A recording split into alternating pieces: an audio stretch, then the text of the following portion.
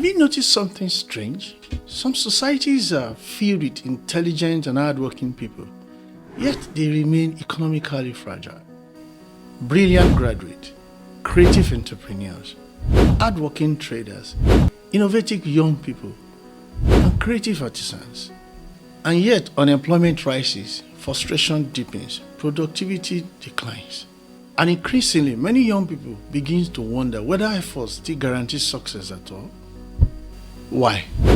How can a society produce so much human potential, yet struggle to convert potential to prosperity? What happens when a society produces millions of talented young people, yet reward the wrong things?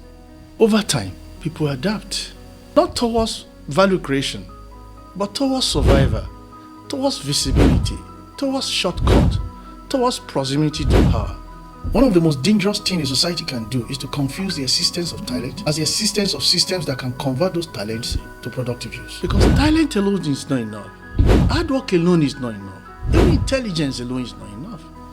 And perhaps one of the most dangerous things a society can do is to confuse the existence of talent with the existence of systems that can convert those systems to productive use. This is because nations do not rise simply because capable people exist. They rise when productive behavior is constantly rewarded. And when the wrong things are constantly rewarded, the entire society slowly begins drifting away from competence to performance, from substance towards spectacle, from long-term value creation to short-term survival. And this is where the real dangers begins. Today, many society rewards visibility faster than value creation, and many young people notice. They notice when noise generates attention and spectacle generates influence. Connection generates opportunity. Appearance generates attention faster than competence. Human beings adapt to incentives, and this is one of the most important truths in economics and in society. If a society constantly rewards productive innovation, more people move towards innovation. If it rewards shortcut, more people pursue shortcuts. It appears more profitable than capability. People begin to optimize towards visibility. And this is one of the defining tensions of the digital age. We now live in a world where being seen can become more valuable than being productive. Luxury can be rented. Influence can be manufactured.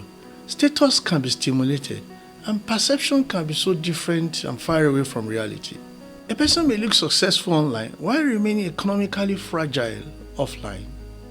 And over time, an entire culture can slowly begin to optimize towards appearance instead of productivity. This has consequences because nations do not just become prosperous through aesthetics alone. Prosperity requires production, coordination, discipline, trust, innovation, competence. Those things that are often slower, less glamorous, not often immediately rewarded. And this is why society must be careful what they celebrate publicly. Because culture quietly teaches people what matters. What is admired, what is tolerated, what is rewarded, what is ignored. And eventually, these repeated signals shape the future. These affect politics too. When performance becomes more important than delivery, politics become theater. When slogans become competence, performance weakens. When public attention rewards outrage more than thoughtful problem solving, serious people gradually withdraw from public participation. And this is dangerous for any civilization because complex societies require competence builders. Engineers, doctors, accountants, teachers, institution builders, serious entrepreneurs, honest policymakers. These people may not dominate news headlines, but society collapses without them. And perhaps this is one of the most defining questions of our generation. Can society reward depth in an age addicted to attention? Because attention itself is now an economy. Platform competes for it. Politics compete for it. Media compete for it. Even individuals compete for it. An algorithm naturally amplifies emotions faster than wisdom. Outrage spreads faster than nuance.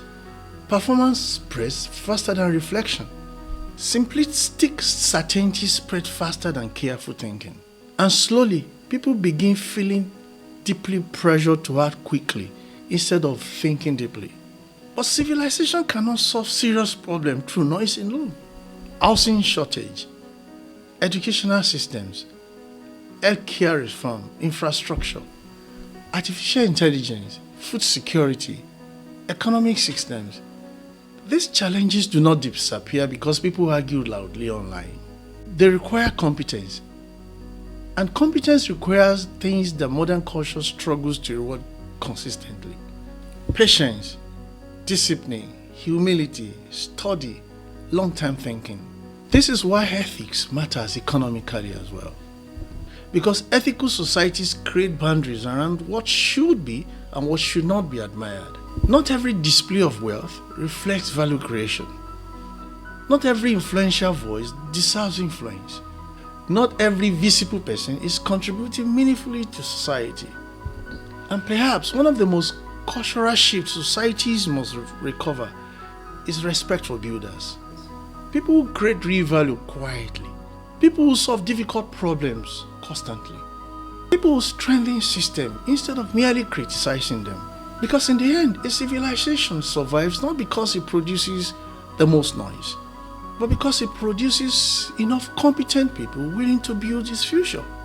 And perhaps this is where hope still exists. Because even in today's noisy world, reality still tests performance. Hospitals still require skilled doctors. Bridges still requires skilled engineers. Technology still requires capable thinkers.